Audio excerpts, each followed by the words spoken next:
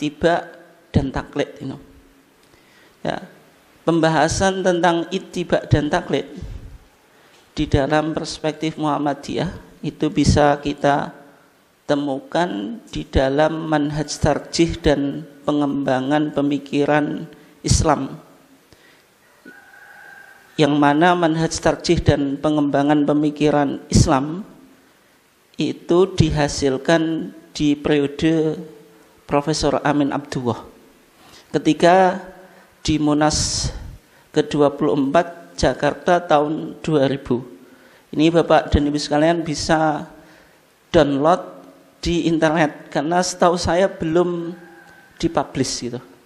Jadi ada beberapa halaman gitu, bisa kita temukan di internet, jenengan searching aja apa manhaj tarjih dan pengembangan pemikiran Islam.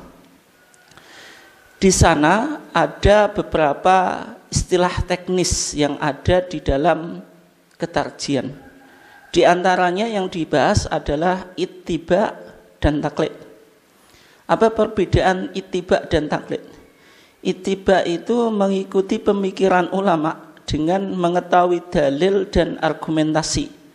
Jadi ittiba itu ittiba'ul ulama bima'rifatid dalil awil hujjah, yaitu mengikuti ulama dengan mengetahui dalil dan argumentasinya. Kenapa kok mengikuti ulama? Karena tidak semua orang itu memiliki kemampuan untuk melakukan ijtihad, sehingga ulama itu orang yang memiliki kapasitas untuk melakukan ijtihad. Sehingga kita boleh mengikuti ulama, tapi dianjurkan supaya kita tahu dalil yang mereka pakai, meskipun kita tidak bisa melakukan istinbat hukum secara langsung dari Quran dan Sunnah. Dalam konteks bermuhammadiyah kita mengikuti majelis tarjih. Artinya kita mengikuti majelis tarjih, bukan jenengan ijtihad sendiri-sendiri, tidak gitu. Mengikuti majelis tarjih. Tetapi ketika kita mengikuti majelis tarjih, ya tadi disertai dengan dalil dan argumentasinya. Nah, sehingga putusan dan fatwa tarjih itu selalu mencantumkan dalil, baik Quran dan Sunnah. Dan ketika mengutip pendapat ulama itu biasanya untuk mendukung kesimpulan yang disimpulkan oleh majelis tarjih. Bukan qaulnya itu yang paling penting. Yang paling penting itu qaul itu pendapat ya. Bukan pendapat ulama itu yang paling penting. Tapi yang paling penting adalah Quran dan sunnahnya.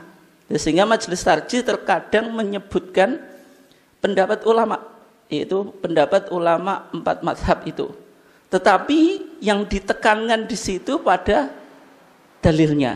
Jadi pendapat itu untuk menyokong bahwasanya istinbat yang dilakukan oleh majelis tarjih itu memiliki kesamaan dengan ulama tersebut. Dan juga kembali pada yang sudah pernah kita sering sampaikan Bapak dan Ibu sekalian, majelis tarjih tidak bermadzhab tapi juga tidak anti madhab. Artinya majelis tarjih dalam ijtihad tidak langsung ke Quran dan Sunnah, tetap mempertimbangkan pendapat atau pandangan para ulama gitu. Kemudian ittiba merupakan sikap minimal harus dapat dilakukan oleh warga persyarikatan. Artinya ketika kita di Muhammadiyah ini dianjurkan untuk berusaha tadi menempuh sikap ittiba. Artinya sebisa mungkin mengetahui dalil dari Quran dan Sunnah.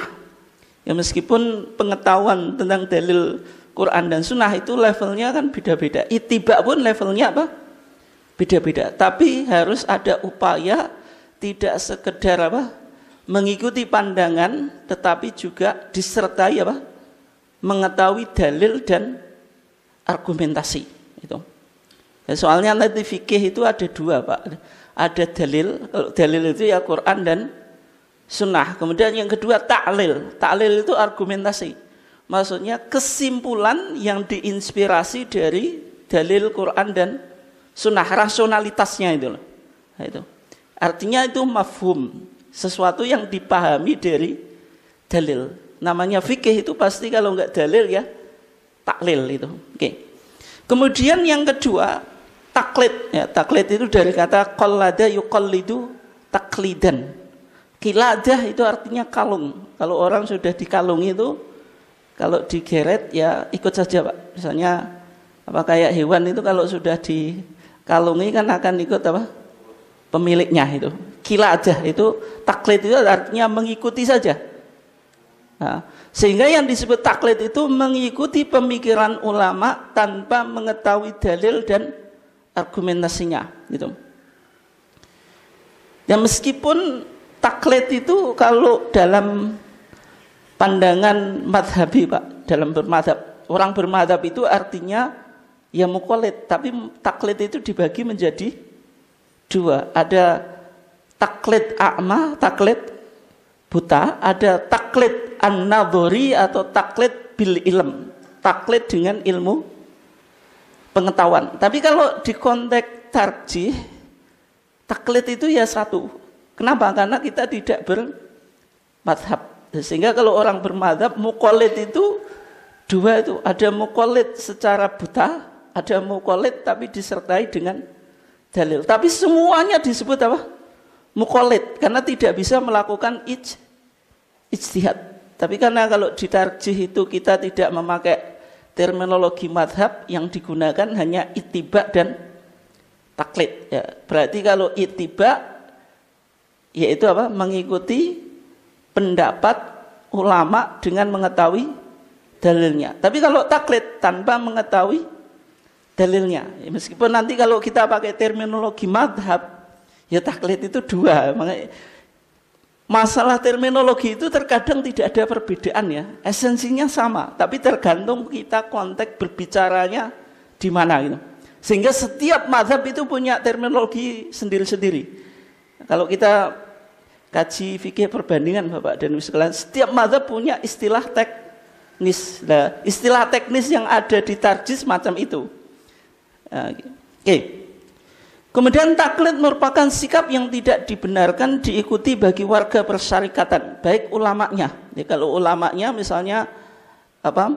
Struktural majelis tarjih, orang yang duduk di majelis tarjih melakukan taklid, ya, bagaimana nanti?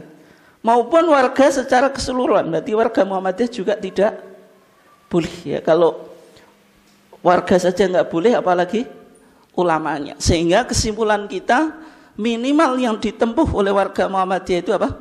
Menjadi muttabi, dan di Muhammadiyah tidak diperkenankan kita apa?